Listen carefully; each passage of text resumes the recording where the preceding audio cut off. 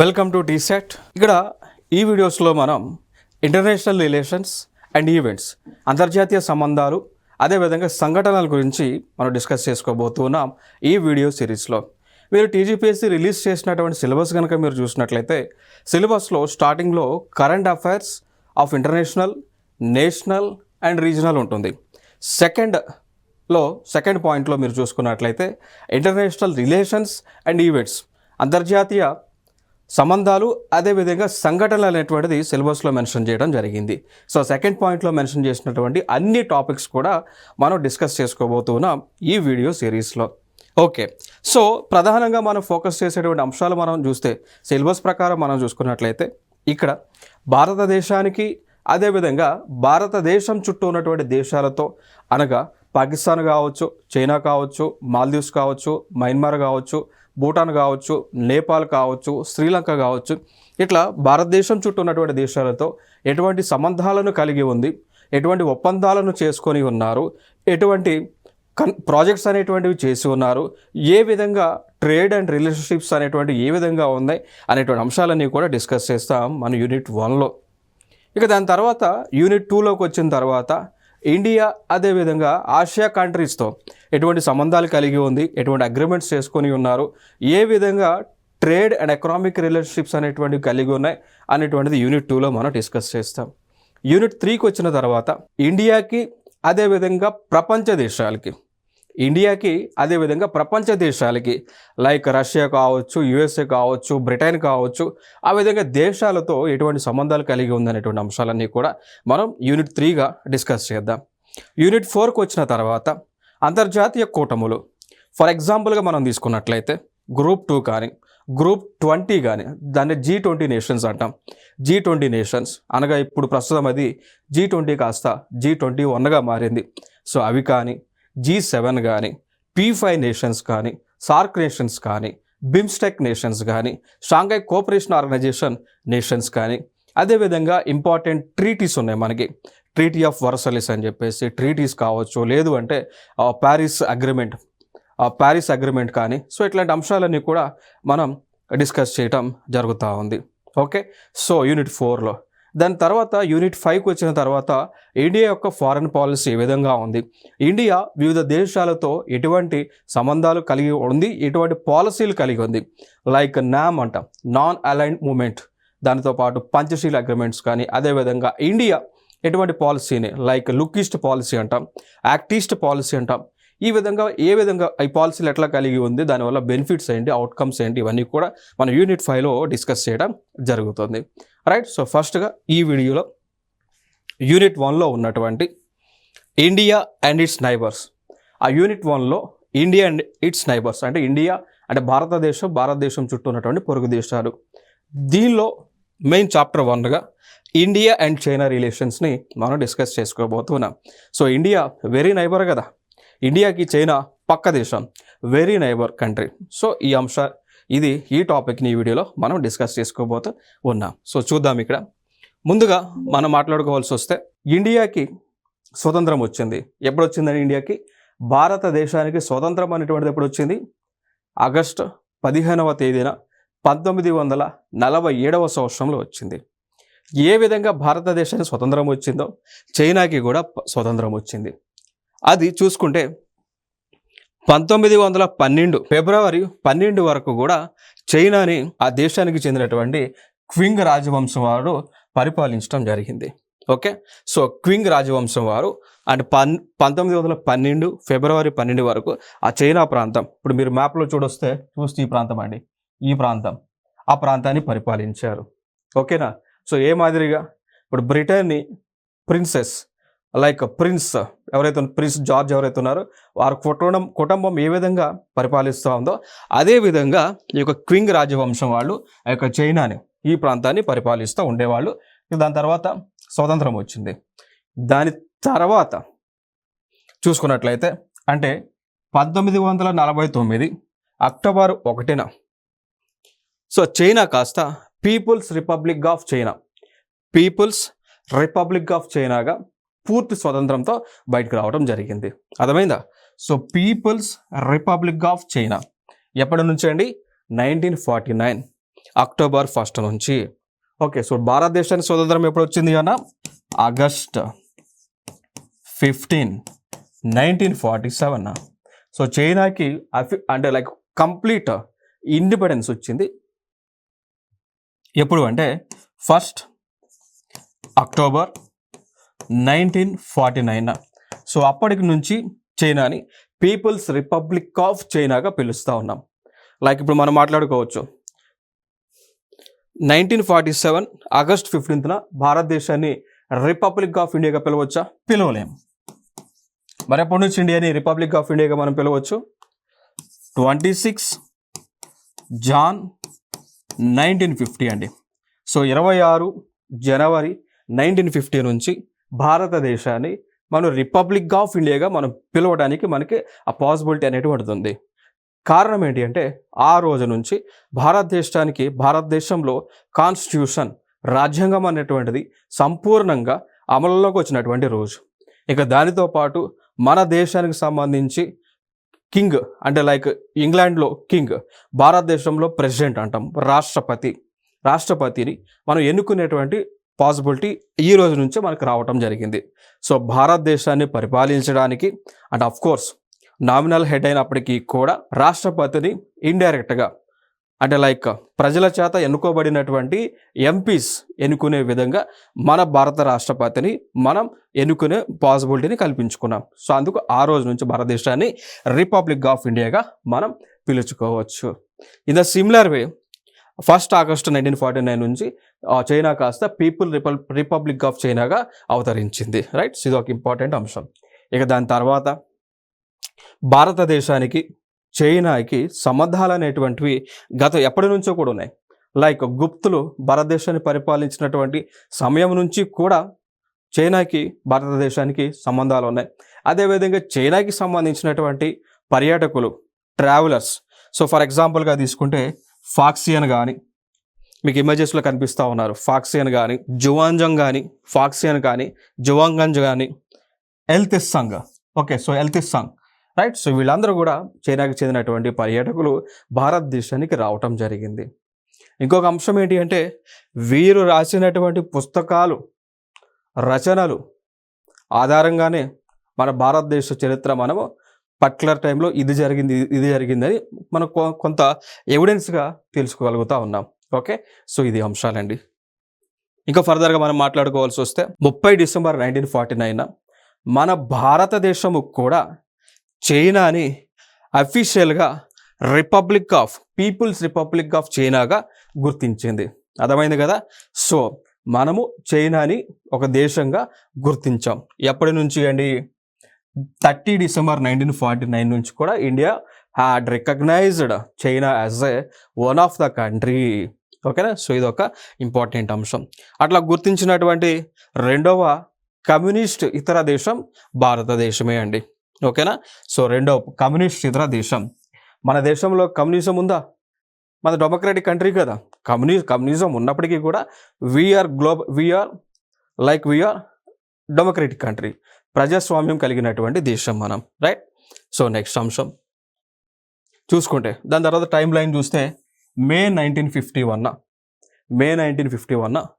టిబెట్పై పూర్తి ఆధిపత్యాన్ని అంగీకరించమని చమో Tibet గవర్నర్ను China బలవంతం చేసింది. ఓకేనా? సో మే 1951 సంవత్సరంలో టిబెట్ ప్రాంతానికి గవర్నర్గా ఉన్నటువంటి వ్యక్తి, ఆయన పేరే చమోడ్ అండి. సో ఆయన్ను చైనా ప్రభుత్వం భయపెట్టి ఆ టిబెట్ ప్రాంతాన్ని మాకు హ్యాండ్ ఓవర్ చేయండి అని చైనా డిమాండ్ చేయడం జరిగింది అండి. దాని తర్వాత మనం చూసుకున్నట్లయితే దాని తర్వాత ఆ కార్యక్రమాలను జరుగుతున్న వేళ మన ప్రభుత్వం అంటే ఇండియన్ గవర్నమెంట్, సో అప్పటికి ఇండియన్ గవర్నమెంట్కి ప్రైమ్ మినిస్టర్గా ఉన్నటువంటి వ్యక్తి సో జవహర్లాల్ నెహ్రూ గారు చైనా దేశంతో ఒక అగ్రిమెంట్ చేసుకున్నారు. అగ్రిమెంట్ పేరు వెరీ ఇంపార్టెంట్. సో అగ్రిమెంట్ పేరు వచ్చేసి పంచశీల అగ్రిమెంట్. దాన్ని పంచశీల సూత్రాలు అంటామండి. Very important. గత ఎగ్జామ్స్లో కూడా అడిగినటువంటి అంశం. ఏమని అంశం అడిగారు అంటే పంచశీల్ అగ్రిమెంట్ అనేటువంటిది ఏ రెండు దేశాల మధ్య జరిగింది అని గత ఎగ్జామ్స్లో అడిగారు.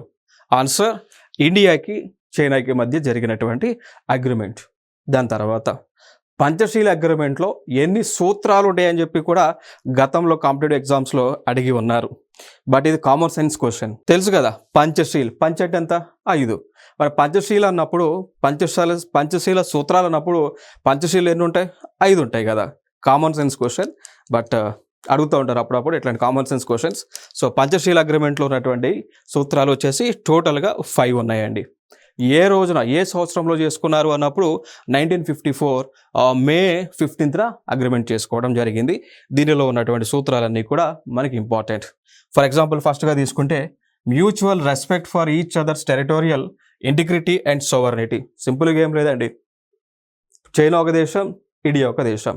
ఎవరి దేశాన్ని వాళ్ళు ప్రొటెక్ట్ చేసుకోవాలి, ఎవరి దేశంలోకి ఒక దేశంలోకి ఇంకొకరు వెళ్ళొద్దు, అంతే కదా. సో ఒకరిని ఒకరు రెస్పెక్ట్ చేసుకోవాలి, ఒకరిని ఒకరు గౌరవించుకోవాలి, ఇది ఒక సూత్రం. So we have to respect hour cells, don't respect any other country. Okay, ఇది ఒక సూత్రం. రెండవది మనం చూసుకుంటే మ్యూచువల్ నాన్ అగ్రిషన్ అండి. సో అంటే ఇప్పుడు ఫర్ ఎగ్జాంపుల్ చైనా వాళ్ళు ఇండియాకి రావద్దు, ఇండియా వాళ్ళు చైనాకి రావద్దు. అంటే యుద్ధం అంటే లైక్ నెగిటివ్ ఆస్పెక్ట్లు రావద్దు. పాజిటివ్గా అంటే ఫ్రెండ్లీగా ఉన్నప్పుడు నువ్వు అక్కడ పోవచ్చు, వాళ్ళు ఇటు పోవచ్చు, ఏమీ కాదు. బట్ ఆక్రమణ, దురాక్రమణ అనేటువంటిది చేయొద్దు. ఇది ఒక రెండవ సూత్రంగా మనం పెట్టుకున్నాం, మ్యూచువల్ నాన్ అగ్రిషన్. ఓకే, ఇది ఒక సూత్రం. ఇంకోటి మూడవ సూత్రం వచ్చేసి mutual non interference in each others internal affairs. నా విషయంలో నువ్వు వేలు పెట్టవద్దు, నీ విషయంలో నేను వేలు పెట్టను. అంటే ఇండియా చైనా వాళ్ళ ఇంటర్నల్ అఫైర్స్లో వేలు పెట్టవద్దు, చైనా ఇండియా వాళ్ళ మన ఇండియన్స్ వాళ్ళ ఇంటర్నల్ అఫైర్స్లో వేలు పెట్టవద్దు. ఇది మూడవ సూత్రంగా మనం పెట్టుకున్నాం, రెండు దేశాల మధ్య జరిగిన అగ్రిమెంట్. నాలుగవది equality and cooperation for mutual benefit అండి. రెండు దేశాలు పరస్పరంగా ఒకరికొకరు సహాయం చేసుకోవాలి. సో ఆ సహాయం అనేటువంటిది కూడా రెండు దేశాలకు, రెండు ప్రాంతాలకు లబ్ధి చేకూర్చే విధంగా ఉండాలి. ఇది నాలుగవ సూత్రం, ఫోర్త్ వన్. ఫిఫ్త్ వన్ మనం చూసుకున్నట్లయితే పీస్ఫుల్ కో ఎగ్జిస్టెన్స్. ఎవరికి వారు శాంతంగా ఉండాలి, ఎటువంటి సమస్యలు వచ్చినా కానీ మాటలతో మాత్రమే చర్చలు జరుపుకొని ఆ సమస్యలను పరిష్కరించుకోవాలి. యుద్ధం అనేటువంటిది, యుద్ధం చేయడానికి ముందుకు వెళ్ళొద్దు అనేటువంటిది ఒక 5వ సూత్రంగా మనం పెట్టుకున్నాం. ఓకే, టోటల్గా 5 ప్రిన్సిపల్స్ ఉన్నాయి. ఏంటండి, ఒకళ్ళనొకళ్ళు రెస్పెక్ట్ చేసుకోవాలి, ఓకే, ఒకళ్ళ ప్లేస్లోకి ఇంకోళ్ళు పోవద్దు, ఒకళ్ళ ఇంటర్నల్ ఇష్యూలో ఇంకోళ్ళు వేలు పెట్టవద్దు, ఒకరికొకరు హెల్ప్ చేసుకోవాలా. ఇంకొకటి 5వది, ఎవరికైనా సమస్య వస్తే ఇద్దరు కూర్చొని మాట్లాడుకోవాలి. కలిసి కూర్చొని మాట్లాడుకుంటే ఎటువంటి సమస్యలైనా పరిష్కరించబడతాయి కదా. సేమ్ అది ఇక్కడ చెప్తా ఉన్నాం. Okay, right. సేమ్ యాస్టీస్ తెలుగులో ఇక్కడ ఉంది. సో ఆల్రెడీ సేమ్ ఇదే ఇక్కడ ముందు చెప్పింది ఇక్కడ. నెక్స్ట్ అంశం 3 ఏప్రిల్ 1959, 3 ఏప్రిల్ 1959. ఇంకొక అంశం, ఇది వెరీ ఇంపార్టెంట్ అంశం ఇక్కడ. సో దలైలామా అంటామండి, ఓకేనా, బౌద్ధ గురువు దలైలామా. సో దలైలామా గారు మనం చెప్పుకున్నాం కదా, అంతకుముందు టిబెట్ ప్రాంతాన్ని చైనా ఆక్రమించేటువంటి కార్యక్రమాలు చేస్తూ ఉంది అని మనం చూసుకున్నాం కదా. సో ఇక్కడ చైనా ఇంకొక అడుగు ముందుకేసి టిబెట్ ప్రాంతంలో టిబెట్కి మత గురువు అయినటువంటి, బౌద్ధ గురువు అయినటువంటి దలైలామా పైన అటాక్ చేయడం జరిగింది. అటాక్ చేస్తే ఆయన మన భారతదేశం యొక్క హెల్ప్ అడిగారు. భారతదేశం యొక్క హెల్ప్ అడిగి నేను మీ దేశానికి వస్తాను, నాకు ఆశ్రయం కల్పించండి అని ఇండియన్ గవర్నమెంట్ని రిక్వెస్ట్ చేస్తే ఇండియా ఒప్పుకున్నారు. సో అప్పుడు ఈ దలైలామా గారు ఆ లాసా అనేటువంటి ప్రాంతం నుంచి తప్పించుకొని భారతదేశంలోకి ఎంటర్ అయ్యారు. ఎంటర్ అయిన తర్వాత భారతదేశము అఫీషియల్గా ఆయనకి అకామిడేషన్ అనేటువంటిది ఇచ్చింది. ఇప్పుడు మనకు సిద్ధాంతం ఫాలో అవుతుంటాం కదా, అతిథి దేవోభవ అని. అతిథి అనేటువంటి వ్యక్తి దేవుడితో సమానం అన్నట్టు ఒక పాలసీ ఫాలో అవుతాం కదా. అదేవిధంగా ఆపదలో ఉన్నటువంటి వారు సహాయం కోరితే చేయాలనేటువంటిది కూడా మనం ఫాలో అవుతుంటాం కదా. సో ఆ సిచ్యువేషన్లో మనము ఈ యొక్క దలైలామా గారికి అకామిడేషన్ని ప్రొవైడ్ చేసాం. ఆయనకు అంత ప్రొడక్షన్ అంతా కూడా మనం ఇవ్వడం జరిగింది. ఇట్లా ఇవ్వటము చైనాకి ఇష్టం లేకుండా అయింది. ఇప్పుడు చైనాకి శత్రువు అయినటువంటి వ్యక్తిని మనం దగ్గరికి చేరదీసి ఆశ్రయం కల్పించి అని ప్రొటెక్ట్ చేస్తూ ఉన్నాం. మరి అప్పుడు చైనాకి కోపం వచ్చింది అన్నట్టు. సో కోపం వచ్చిన తర్వాత కొన్ని అంశాలు ఇక్కడ జరిగినాయి. ఫర్ ఎగ్జాంపుల్గా మనం తీసుకుంటే మెక్మోహన్ లైన్ అనేటువంటిది ఏదైతే ఉందో మెక్మోహన్ లైన్, ఈ మెక్మోహన్ లైన్ అనేటువంటిది ఇండియాకి చైనాకి మధ్య బౌండరీగా ఉండాలి అని మనం పెట్టుకున్నాం. ఇదే అగ్రిమెంట్ అంతకుముందు 1914లో షిమ్లా అకార్డ్ అని జరిగింది. ఇప్పుడు 1914లో ఇండియాని పరిపాలించింది ఎవరు చెప్పండి? బ్రిటిష్ వాళ్ళే కదా. బ్రిటిష్ వాళ్ళు ఆ టైంలో చైనా వాళ్ళతో ఒక అగ్రిమెంట్ కోసం వచ్చారు, బౌండరీ డిస్ప్యూట్ సెటిల్ చేయడానికి. ఆ టైంలో అప్పుడు ఉన్నటువంటి బ్రిటిషర్స్ ప్రపోజ్ చేశారు ఈ లైన్ అనేటువంటిది, దీని పేరు మెక్మోహన్ లైన్. ఇది ఇండియాకి చైనాకి మధ్య బౌండరీగా ఉండాలి అని వాళ్ళు ప్రపోజ్ చేశారు. బట్ దాంట్లో జనరల్గా చైనా ఆ టైంలో సైన్ చేయలేదు. ఏది 1914 షిమ్లా అకార్డ్లో చైనా సైన్ చేయలేదు, ఇండియా సైన్ చేసింది. ఇండియా ఒప్పుకుంది, this is the line which will be acts as a boundary in between India and China. So మనం దళైలామాని ఆతిథ్యం ఇచ్చాం కదా, అందుకు వీళ్ళు మళ్ళీ ఈ 1959 వీళ్ళు ఏం చేశారంటే మెక్మోహన్ లైన్ అనేటువంటి దాన్ని మేము బౌండరీగా ఒప్పుకోవడం లేదు. ఎందుకు ఒప్పుకోవడం లేదు అంటే ఇక్కడ ఉన్నటువంటి అరుణాచల్ ప్రదేశ్, ఇప్పుడు మీరు ఇండియా మ్యాప్ చూస్తే ఈ ప్రాంతంలో అరుణాచల్ ప్రదేశ్ ఉంటుంది, తెలుసు కదా. ఏమన్నారండి, మెక్మోహన్ లైన్ అనేటువంటి దాన్ని మేము బౌండరీగా ఒప్పుకోవట్లేదు.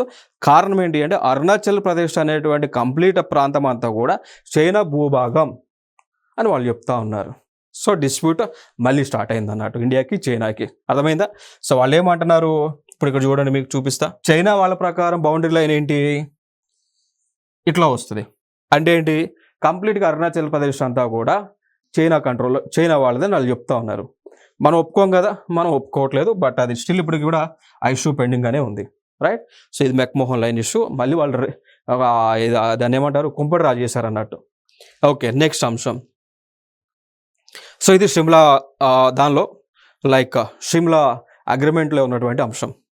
ఏమన్నారు, Shimla as a tourist spot, Shimla as the capital of Himachal Pradesh. ఇప్పుడు కూడా షిమ్లా అనేటువంటిది హిమాచల్ ప్రదేశ్కి క్యాపిటల్ ఏరియా. అదేవిధంగా ఇండియా అండ్ టిబెట్ ప్రాంతాల మధ్య బౌండరీ లైన్ సెటిల్మెంట్. ఓకేనా? సో ఇవి అగ్రిమెంట్స్ పరంగా వాళ్ళు దాంట్లో అకార్డ్ చేశారు. బట్ ఇది ఇండియా సైన్ చేసింది కానీ చైనా సైన్ అయితే చేయలేదు, రైట్. సో ఇదొక అంశం. నెక్స్ట్ దాని తర్వాత ఇండియాకి చైనాకి మధ్య జరిగినటువంటి వార్స్ చూద్దాం కొన్ని. సో ఇక్కడ మనం చూసుకున్నట్లయితే అక్టోబర్ 20, నవంబర్ 20, 1962 మధ్య ఇండియాకి చైనాకి యుద్ధం జరిగింది. క్లియర్. దేనికి సంబంధించినటువంటి యుద్ధం తెలుసా? ఒక ప్రాంతం సంబంధించినటువంటి యుద్ధం. ఇక్కడ చూడవచ్చు మీరు ఇండియా దగ్గర ఈ ప్రాంతం సంబంధించినటువంటిది అక్సై చిన్ అనమాట. ఓకేనా? ప్రస్తుతం ఇప్పుడు ఉన్నటువంటి సిచ్యువేషన్లో ఈ ప్రాంతం పాకిస్తాన్ కబ్జా చేసింది. సో దీన్నే line of control, boundary line అంటాం. ఈ ప్రాంతాన్ని లైన్ ఆఫ్ యాక్చువల్ కంట్రోల్ అంటాం. అంటే ఈ boundary line of actual control అంటాం.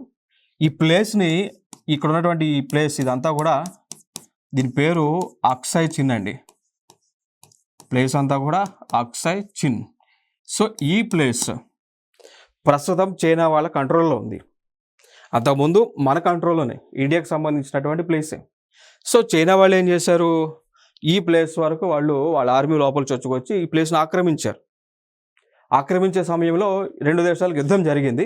సో జరిగిన తర్వాత ఆఫ్ కోర్స్ ఇక్కడ చైనానే గెలిచింది అనుకోండి. 1962లో ఇండియా పైన చైనానే గెలిచి సో ఈ ప్రాంతాన్ని అంతా కూడా చైనా వాళ్ళు కబ్జా చేశారు అన్నట్టు.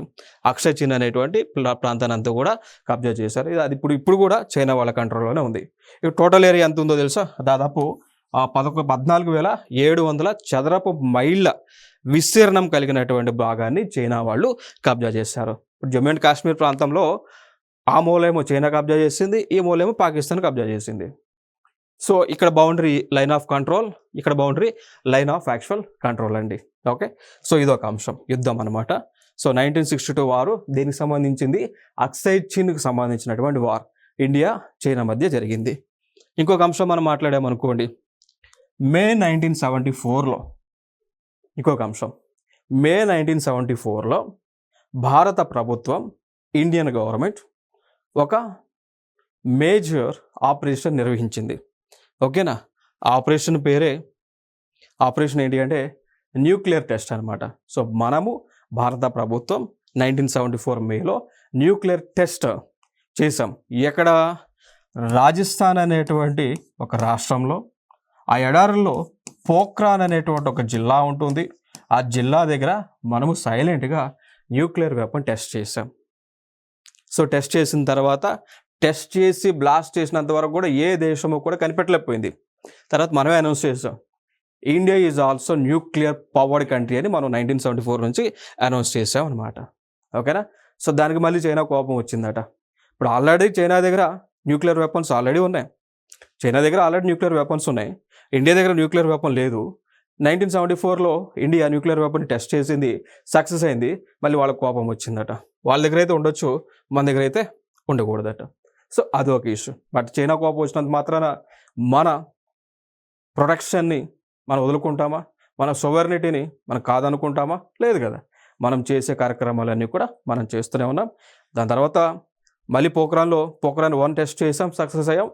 మళ్ళీ అటల్ బిహారీ వాజ్పేయి గారు ఉన్న సమయంలో కూడా మళ్ళీ పోఖ్రాన్ 2 టెస్ట్ చేసాం, సక్సెస్ అయ్యాం. ఇప్పుడు India is also officially nuclear powered station, nuclear powered country అనమాట. సో మన దగ్గర కూడా న్యూక్లియర్ బాంబ్స్ ఉన్నాయి. నెక్స్ట్ ఇంకొక అంశం, ఏప్రిల్ 1975లో ఇంకొక జరిగినటువంటి అంశం ఏంటి అంటే, మనం ఏం చేస్తాము అంటే సిక్కిం అనేటువంటిది ఒక కింగ్డమ్ అండి. సిక్కిం అనేటువంటిది రాజుల చేత పరిపాలింపబడుతున్నటువంటి ఒక ప్రాంతం సిక్కిం. సో దాన్ని వాళ్ళు ఆ యొక్క ఎవరైతే సిక్కింని పరిపాలిస్తున్నటువంటి వ్యక్తులు ఎవరైతే ఉన్నారో, రాజులు ఎవరైతే ఉన్నారో, వాళ్ళు ఇండియన్ గవర్నమెంట్ దగ్గరికి, అంటే అప్పుడు మన ఇందిరాగాంధీ గారు పిఎంగా ఉండేవారు. సో ఆ టైంలో వాళ్ళు వచ్చి ఇండియాని అడగగా సిక్కింని మనం ఇండియాలో మెర్జ్ చేసుకొని ఆ సిక్కింకి రాష్ట్ర హోదా ఇచ్చాం. అప్పుడు కూడా చైనా వాళ్ళకి కోపం వచ్చిందట. ఎందుకంటే అప్పుడు కూడా చైనా వాళ్ళు ఈ సిక్కింని కబ్జా చేద్దామనే ఆలోచనలో ఉన్నారు. ఓకేనా. సో అదొక అంశం. 1975లో సిక్కిం అనేటువంటి ఒక ప్రాంతం ఇండియాలో కలిసిపోయింది. గుర్తుపెట్టుకోండి, సిక్కిం ఏ సంవత్సరంలో భారత భూభాగంలో విలీనమైంది? 1975లో విలీనమైంది, ఇందిరాగాంధీ గారు పిఎంగా ఉన్నటువంటి సమయమున. 1986లో మళ్ళీ ఏం చేసాం, అరుణాచల్ ప్రదేశ్ ఉంది చూసారా. ఇప్పుడు మనం ఏదైతే ఇందాక మీకు మెక్మోహన్ లైన్ అన్నామో, ఈ మెక్మోహన్ లైన్, ఇది మనం ఈ మెక్మోహన్ లైన్ అఫీషియల్గా మనం బౌండరీ లైన్ అని చెప్తా ఉన్నాం. నేను ఒప్పుకోట్లా. చైనా ఏముంటుంది అంటే, ఈ లైన్ కాదు బౌండరీ, ఈ లైన్ బౌండరీ. ఎందుకంటే అరుణాచల్ ప్రదేశ్ అంతా కూడా మాదని వాళ్ళు చెప్తా ఉన్నారు, మనం ఒప్పుకోవట్లేదు కదా. సో ఇంకొక అడుగు ముందుకేసి మనం ఏం చేస్తాము అంటే, కంప్లీట్గా ఈ అరుణాచల్ ప్రదేశ్ అనేటువంటిది భారత భూభాగంలో భాగమైనటువంటి రాష్ట్రం అని మనం అనౌన్స్ చేసి దాన్ని 1986లో మనం కంప్లీట్గా అరుణాచల్ ప్రదేశ్ని భారత భూభాగంలో మనం కలుపుకోవడం జరిగింది. రైట్. ఇదొక ఇంపార్టెంట్ అంశం. సో అరుణాచల్ ప్రదేశ్ ఎప్పుడు భారత భూభాగంలోకి వచ్చింది? అరుణాచల్ ప్రదేశ్ అనేటటువంటిది కంప్లీట్గా మనం అఫీషియల్గా ఇండియా యొక్క వన్ ఆఫ్ ది స్టేట్గా మనం ఎప్పుడు డిక్లేర్ చేసుకున్నాం? 1986లో డిక్లేర్ చేసుకున్నాం. ఇదొక అంశం. 1988లో రాజీవ్ గాంధీ గారు మొట్టమొదటిసారిగా, అంటే 1962లో ఇండియాకి చైనాకి యుద్ధం వచ్చింది కదా. యుద్ధం వచ్చిన తర్వాత ఇక అప్పటి నుంచి ఇండియా చైనా శత్రువులుగానే ఉంటా ఉన్నారు. ఒకరికొకరు సపోర్ట్ చేసుకోకుండా శత్రువులుగానే ఉంటా ఉన్నారు. బట్ ఇక 1988లో ఆ టైంలో పిఎంగా రాజీవ్ గాంధీ గారు ఉన్నారు. సో ఆయన మొట్టమొదటిసారిగా చైనా దేశాన్ని సందర్శించారు. అట్లా భారత ప్రధాని 1962 తర్వాత మొట్టమొదటిసారిగా చైనాని సందర్శించినటువంటి వ్యక్తిగా ప్రధాని రాజీవ్ గాంధీ గారు ఉన్నారు. సెప్టెంబర్ 1993లో ప్రైమ్ మినిస్టర్ పివి నరసింహారావు గారు చైనాకి విజిట్ చేసి అప్పుడు ఒక అగ్రిమెంట్ అయితే చేసుకున్నారు. దాని పేరే border peace and tranquillity agreement అండి. So border peace and tranquillity agreement 1996లో పివి నరసింహారావు గారు ప్రధానమంత్రిగా ఉన్నటువంటి సమయంలో ఇండియా చైనాతో అగ్రిమెంట్ చేసుకున్నారు. ఇది ఒక ఇంపార్టెంట్ అగ్రిమెంట్గా మనం గుర్తుపెట్టుకోవచ్చు అండి. ఓకేనా. సో దాని తర్వాత మళ్ళీ 2003లో అటల్ బిహారీ వాజ్పేయి గారు చైనాకి విజిట్ చేయడం జరిగింది. అప్పుడు కూడా అదే ఫ్రెండ్షిప్ని కంటిన్యూ అవుతా వచ్చారండి. ఓకే. నెక్స్ట్ ఇంకొక అంశం, 2006లో నతులా పాస్ అనేటువంటి దాన్ని ఓపెన్ చేసుకున్నారు. ఇప్పుడు 1962లో ఇండియాకి చైనాకి యుద్ధం జరిగినప్పుడు ఈ సిక్కిం దగ్గర నతులా పాస్ అనేటువంటిది ఉంటుందండి. ఇప్పుడు ఈ సిక్కిం రాష్ట్రం ఏదైతే ఉందో ఈ ప్రాంతంలో నతులా, దాని పేరు ఒక ఏరియా, ఇది ఒక రోడ్ లాంటిది. అది వార్ జరిగినప్పుడు క్లోజ్ చేశారు. మళ్ళీ 2006లో దాన్ని ఓపెన్ చేశారు. అది ఓపెన్ చేయడం వల్ల ఇండియా నుంచి చైనాకి వెళ్ళడానికి పాసిబిలిటీ అనేటువంటిది ఉంది. గుర్తుపెట్టుకోండి. ఇంకొక అంశం, ఇది ఒక ఆల్రెడీ ప్రీవియస్ ఇయర్ క్వశ్చన్ కూడా. ఏం క్వశ్చన్ అంటే, నతులా పాస్ ఏ రెండు దేశాల మధ్య కనెక్టివిటీగా ఉంది? ఇండియాకి చైనాకి మధ్య. నతుల పాస్ అనేటువంటిది, నతుల మార్గం అనేటువంటిది ఏ రాష్ట్రంలో ఉంది? సిక్కిం రాష్ట్రంలో ఉంది. ఓకే, ఈ 2 పాయింట్లు వెరీ ఇంపార్టెంట్. ఇక్కడ ఆల్రెడీ కూడా అడిగి ఉన్నారు. ఓకే, నెక్స్ట్ ఇంకొక అంశం. నవంబర్ 2010 నుంచి కూడా చైనా వాళ్ళు ఒక పని చేస్తూ ఉన్నారు, ఒక పనికి మాలిన పని చేస్తూ ఉన్నారు. ఏంటి అంటే, అరుణాచల్ ప్రదేశ్లో పనిచేసేటువంటి ఆఫీసర్స్ అయినా లేదా సిటిజన్స్ అయినా కానీ చైనా వెళ్ళటానికి వీసా కోసం అప్లై చేస్తే వాళ్ళు ఏం చేస్తున్నారంటే స్టాపిల్డ్ వీసాలు అనేటువంటివి ఇస్తూ ఉన్నారండి. ఓకేనా, సో స్టాపిల్డ్ వీసాలు అనేటువంటివి ఇస్తూ ఉన్నారు. ఓకేనా, సో అరుణాచల్ ప్రదేశ్ నుంచి లేదా జమ్మూ అండ్ కాశ్మీర్, అరుణాచల్ ప్రదేశ్ కానీ జమ్మూ అండ్ కాశ్మీర్ కానీ ఆ ప్రజలు చైనాకి వెళ్ళడానికి వీసా కోసం అప్లై చేస్తే వాళ్ళు ఏమంటున్నారంటే స్టాపిల్డ్ వీసాలు ఇస్తున్నారు. వాళ్ళు ఏం చెప్తున్నారంటే, already your in China, you know need to get permission to enter into China అని చెప్పేసి వాళ్ళు చెప్తా ఉన్నారు. అంటే స్టిల్ వాళ్ళు ఇండైరెక్ట్గా వాళ్ళు ఏం చెప్తున్నారు, అరుణాచల్ ప్రదేశ్ మాదే, జమ్మూ అండ్ కాశ్మీర్ కూడా మాదే అని ఇండైరెక్ట్గా చెప్తా ఉన్నారు. దానికి ఇండియా కూడా ఇంటర్నేషనల్ ప్లాట్ఫామ్ పైన అపోజ్ చేస్తూ ఉంది. ఓకే, స్టిల్ మొన్న లైక్ ఎక్స్టర్నల్ అఫైర్స్ మినిస్టర్ అయినటువంటి జయశంకర్ గారు కూడా యునైటెడ్ నేషన్స్ జనరల్ అసెంబ్లీలో ఈ స్టాపిల్డ్ వీసాల గురించి ఆయన మాట్లాడటం జరిగింది, వాయిస్ రైజ్ చేయడం జరిగింది. ఓకే, సో ఇదొక అంశంగా గుర్తుపెట్టుకోండి. దాని తర్వాత 2017లో so belt and road initiative, దీనికి ఇండియా అపోజ్ చేస్తూ ఉంది. ఓకేనా, so belt and road initiative very important. So belt and road initiative ఏ 2 దేశాల మధ్య అండి? ఏ 2 దేశాల మధ్య జరిగినటువంటి కాన్సెప్ట్, ఇండియా అదేవిధంగా చైనా. సో దీనిలో ఇండియా లేదు, అపోజ్ చేస్తూ ఉంది. కారణం ఏంటి అంటే, ఇక్కడ ఈ చైనా వాళ్ళు ఇండియా మీదుగా పాకిస్తాన్ వరకు రోడ్ వేస్తూ ఉన్నారు. సో ఆ రోడ్డు ఇండియా మీద నుంచి వెళ్తుంది. సో ఇండియా మీద నుంచి ఎక్కడి నుంచి, ఫర్ ఎగ్జాంపుల్ ఇది ఇండియా మ్యాప్ అనుకుంటే చైనా వాడు ఉంటాడు కదా, ఇక్కడ నుంచి రోడ్డు ఇట్లా వేస్తూ ఉన్నారు.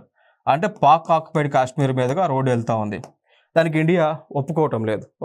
కారణం ఏంటి అంటే, మనకి సెక్యూరిటీ థ్రెట్ ఉంటుంది కాబట్టి ఇండియా ఒప్పుకోవటం లేదు. క్లియర్ కదా, సెక్యూరిటీ థ్రెట్ ఉంటుంది కాబట్టి ఇండియా ఒప్పుకోవటం లేదు. సో అదొక ఇష్యూ మనకి నడుస్తూ ఉంది స్టిల్ ఇప్పటికీ కూడా. సో జూన్ 2017లో చైనా వాళ్ళు ప్రారంభించినటువంటి షాంఘై కోఆపరేషన్ ఆర్గనైజేషన్లో మెంబర్గా ఇండియా జాయిన్ అయింది. సో ఇండియాతో పాటు పాకిస్తాన్ కూడా జాయిన్ అయింది. రైట్, సో ఇండియాతో పాటు పాకిస్తాన్ కూడా జాయిన్ అయింది. నెక్స్ట్ ఇంకొక అంశం ఏంటంటే, ఇంకా రీసెంట్గా జరిగినటువంటి టైమ్స్లో లైక్ అక్టోబర్ 2020 ఈ టైమ్స్లో కూడా నెక్స్ట్ ఈ టైంలో 2022లో ఒకటి నదుల పాస్ దగ్గర ఇండియాకి చైనాకి ఇష్యూ రావడం జరిగింది. దాని తర్వాత దాన్ని పురస్కరించుకొని ఇండియన్ గవర్నమెంట్ చైనాకి చెందినటువంటి యాప్స్ని, సో లైక్ టిక్ టాక్ లాంటి యాప్ని 59 యాప్ని బ్యాన్ చేశారు 29 జూన్ 2020లో. దాని తర్వాత 27 అక్టోబర్ 2020లో 2 దేశాల మధ్య ఒక అగ్రిమెంట్ జరిగింది. ఓకే, లైక్ ఇక్కడ 2 దేశాలు అంటే ఇండియా అమెరికా మధ్య. So United States and India sign basic exchange and cooperation agreement అండి, బెకా అంటాం దీన్ని. సో ఇండియాకి యుఎస్ఏకి మధ్య బెకా అగ్రిమెంట్ జరిగింది. దాని యొక్క ముఖ్య ఉద్దేశం ఏంటి అంటే, చైనాలో ఇండియాకి వ్యతిరేకంగా జరిగేటువంటి ఎటువంటి కార్యక్రమాలైనా కానీ వాటిని అమెరికా వాళ్ళు పసిగట్టి ఇండియాకి అందించేటువంటి అగ్రిమెంట్ అనమాట. సో ఓకేనా, సో ఇది ఒక ఇంపార్టెంట్ అంశం. ఇక్కడ ఇంకొక అంశం, డిసెంబర్ 2022లో లైక్ తవాంగ్ అనేటువంటి సెక్టార్ దగ్గర ఇండియాకి చైనాకి డిస్ప్యూట్ అయితే అవడం జరిగింది. దాని తర్వాత ఆ ఇష్యూస్ అన్నీ కూడా సెటిల్మెంట్ అనేటువంటివి అయినాయి. 2 దేశాల మధ్య ట్రేడ్ అండ్ ఎకనామిక్ రిలేషన్స్ అనేటువంటివి ఈ విధంగా ఉంది. సో ఇది ఒకసారి మీరు స్క్రీన్ షాట్ తీసుకొని చూడండి. దాని తర్వాత ఇంకొక అంశం, 2 దేశాలు కూడా మల్టీలేటరల్ కోఆపరేషన్ అంటాం. 2 దేశాలు కూడా ఇండియా చైనా కలిసి బ్రిక్స్లో మెంబర్స్గా ఉన్నాయి, షాంఘై కోఆపరేషన్ ఆర్గనైజేషన్లో మెంబర్స్గా ఉన్నాయి, రష్యా ఇండియా చైనా ట్రైలేటర్లో మెంబర్గా ఉంది, ఏషియన్ ఇన్ఫ్రాస్ట్రక్చర్ ఇన్వెస్ట్మెంట్ బ్యాంక్లో మెంబర్గా ఉంది, వరల్డ్ ట్రేడ్ ఆర్గనైజేషన్లో మెంబర్గా ఉంది. రైట్, సో ఇవి ఇండియాకి చైనాకి సంబంధించినటువంటి ఇంపార్టెంట్ ఈవెంట్స్. ఓకే, సో మరికొన్ని అంశాలతో మీ ముందుకు రావడం జరుగుతూ ఉంది. Thank you so much. This is Eshwar Kumar.